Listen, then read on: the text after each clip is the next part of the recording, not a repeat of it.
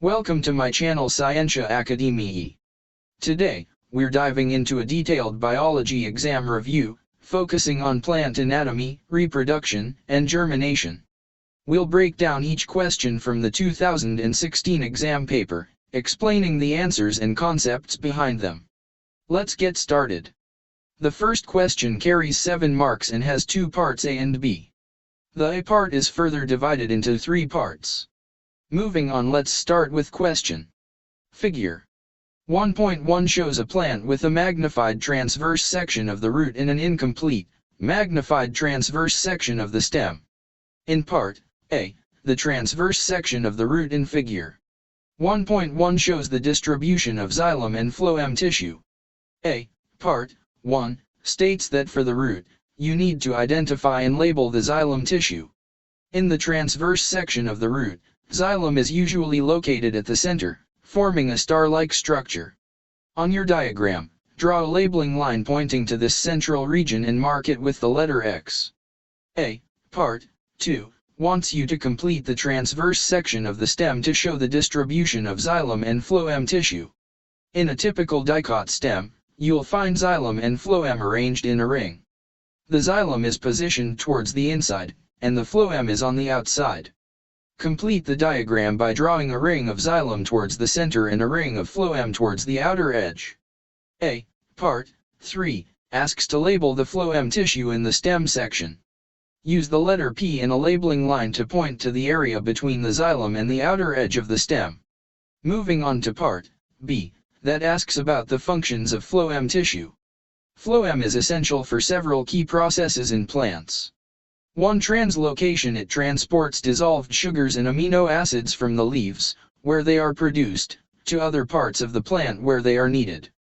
2. Transport. Phloem carries the products of photosynthesis throughout the plant.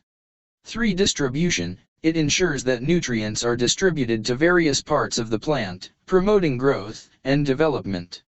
Let's move on to question 2, which carries 12 marks, has 3 main parts, A, B, C, which are further divided into 2 parts.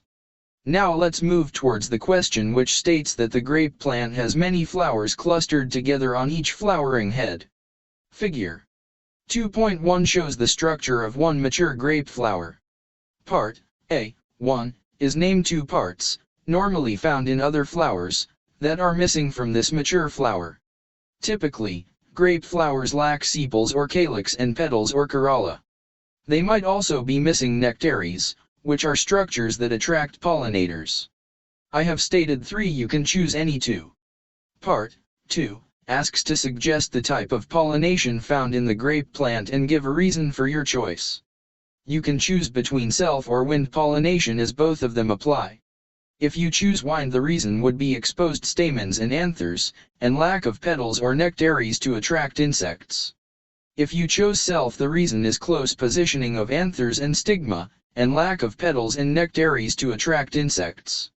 In part B, figure 2.2 shows a section through a fruit that develops from the same flower. Part 1 asks to name the structure labeled A in figure 2.2. The structure labeled A is the seed or cotyledon. Right 1. In part 2, we need to suggest how part A is dispersed and give reasons for the answer. The answer is, seeds are dispersed by birds or animals that are attracted to their sweet, juicy skins. The seeds are eaten and then either spat out or dropped. If undigested, they pass out with the animals' faces, helping them to be spread away from the parent plant to new locations where they can germinate. Part C of this question states that the outer skin of the ripe grapefruit is covered by a powdery microorganism that is responsible for converting grape juice into wine, a drink that contains alcohol. In part 1, we need to suggest the identity of this microorganism. The answer is yeast or fungus. Right 1. In C, part 2, we need to explain how this microorganism is involved in making wine. The answer is, in the process fermentation, yeast breaks down sugars from the grape juice into ethanol and carbon dioxide through anaerobic respiration. Process occurs in the absence of oxygen. This conversion is facilitated at a suitable temperature, to ensure optimal yeast activity. The result is the production of wine, where the sugars are transformed into alcohol and carbon dioxide. Finally, let's look at question 3, which examines dry mass changes during seed germination and carries 12 marks. It is further divided into 3 parts, A, B, C. The question is, dry mass is the mass of all chemicals, excluding water, present in an organism. Figure 3.1 shows the stages of germination of a seed, and it also shows the changes in dry mass of the plant during these stages of germination. Part A asks you to name the parts labeled D and E in figure 3.1. The parts labeled in figure 3.1 are D, the radicle or root. Right 1. E, the testa or seed coat. Right 1. Part B states to describe and explain the changes in dry mass shown during each of the stages A, B and C in figure 3.1. Stage A, initially, the dry mass decreases as the seed uses up its stored food reserves. Enzymes break down these reserves in respiration, which reduces dry mass. Stage B, the decrease continues as more food reserves are utilized for energy through respiration. This stage involves further breakdown of proteins and other nutrients. Stage C, eventually, dry mass starts to increase. This increase is due to photosynthesis, which begins once the seedling develops leaves. Photosynthesis produces glucose for new growth, raising the dry mass. Part C states that water is needed for germination of seeds. State 2 other conditions needed for germination. Explain why each condition is needed. For successful seed germination, 2 other conditions that are essential are 1. Oxygen. Seeds need oxygen for respiration, which provides the energy required for growth. Without sufficient oxygen, seeds cannot effectively convert stored food into usable energy.